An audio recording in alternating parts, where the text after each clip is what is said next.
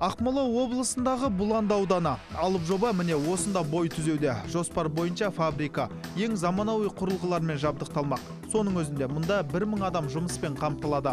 Алдын ала жасалынған есепке сәйкес кешеннің бірінші кезеңін іске қосу құны 33,5 миллиард теңге. Бұл жобаға мемлекеттік көмек өте керекті.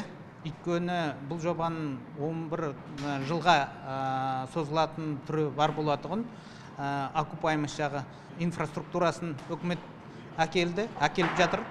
Ал тағы бір мүмкіндік 20-30% инвест субсидия арқылы қайтады деген үміттеміз.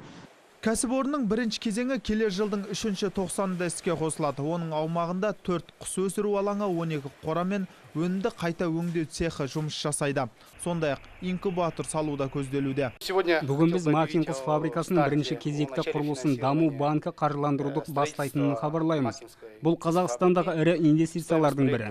Жоба елдегі құс өндіру саласындағы ең ірі инвестиция болмақ. Фабрика 60 000 тонналық толық қуатқа 2020 жылы шығады. Өнім негізінен Астана қаласы, Қарағанды, Қостанай, Ақмола мен солтүстік Қазақстан облысына саудаланбақ. Ердәулет Байдулаев, Аманжол Байғазин, қорытынды жаңалықтар.